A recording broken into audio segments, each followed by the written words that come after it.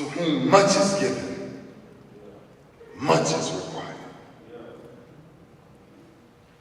Many are called, few are chosen. I'm talking about meeting the complete man, not the perfect man, but the complete man. 23 years ago, 2000, my son was 5 years old.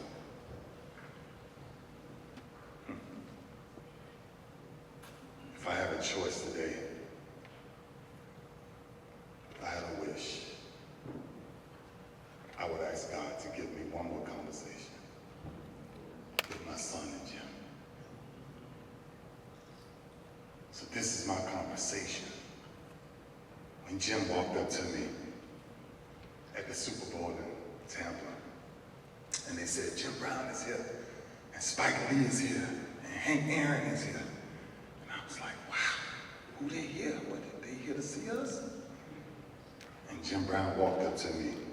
And anybody know Jim? Jim is engaging, like he comes into you. He wants you to feel him.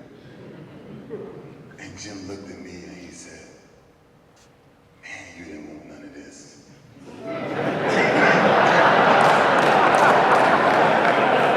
Great. I mean, it's so awesome to meet you, Jim. I mean, you're running through walls and stuff, you know? Like, just getting my career started. But something that I found out very quickly about perseverance through the things that they had to go through back then, that a black man could not shower in the same showers that because of his skin color, the things that he had to fight and continue to fight, but his persistence to never be different than another man. I sat with this man hour after hour. I remember, Monique remember this, John Wooden remember this. A few years later, Jim came to the house, and I'm like a little kid. I'm like, man, Jim Brown is in my house. And he comes up and he says, I've studied you for 12 years.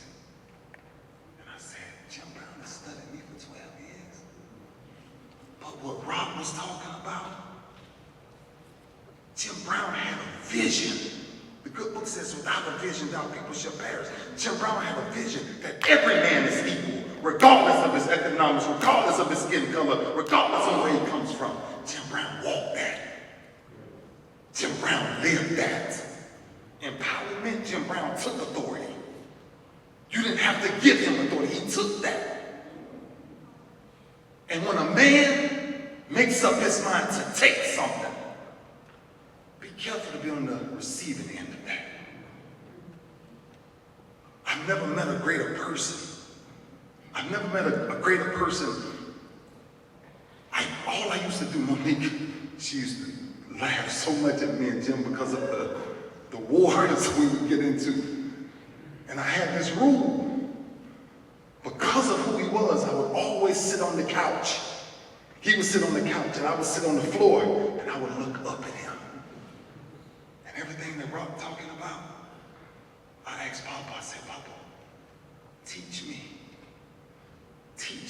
what does it mean to love your enemies in spite of? Teach me what does it mean to not want to go back and do something in the streets or be a part. Teach me how I teach others. Fathers and sons, it's time to get back together. Y'all can play with it, but when you lose somebody like this, God is only giving you a small piece of what does it mean to raise a God. Jim Brown was a walking God, an angel that God empowered. I called him Papa. His belief system. He sat me down one night, me and Monique, we was in the house, and I didn't leave there till 4 o'clock in the morning. And he told me about the power of belief.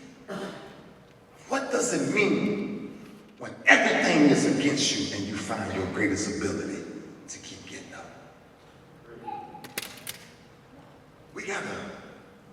I want to change it a little bit, because the good book says that when a child comes into this world that we should mourn. And when a legend like him go home, we should rejoice.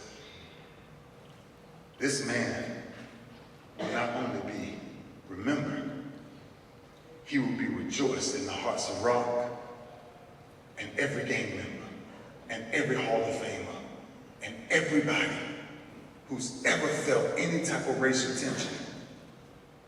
God is always equal. God don't see color. Jim don't see color. I'm gonna tell you something, and I'm gonna let you go. God created a man of God, an icon, a culture icon, an activist, an athlete, an actor, a husband. And the greatest thing that ever came from any of that, Rock said it clearly, he became fathers to the fatherless.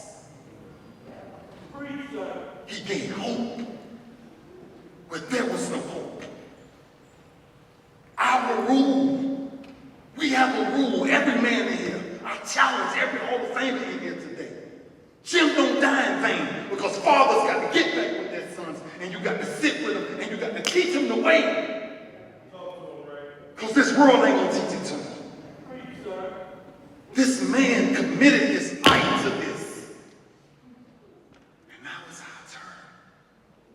Young men, talk to more men than you play on social media. I promise you, I never forget the last conversation when we were at the house. And I come in there and he's on his walker and he comes around the corner. And as soon as I look up, I'm like, he's gonna say something smart to me every time. So I'm kind of bracing myself just in case he wanted to come off the walk and give me a little punch. So I'm kind of bracing myself.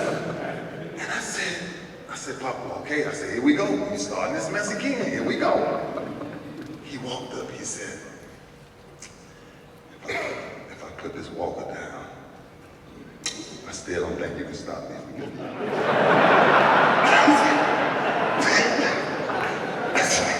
I said, Monique, would you please get your husband, please? This guy. But it was leaving you with who he was.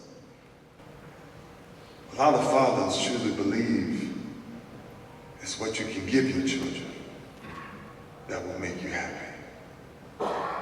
It's not what you can give your kids. It's what you can leave your kids. You leave your kids hope, faith, love, promise. Jim Brown.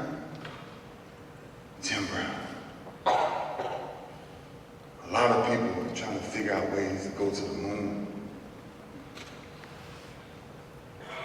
Papa, if you don't do nothing else, whisper to my son and let him know I'll see you both real soon.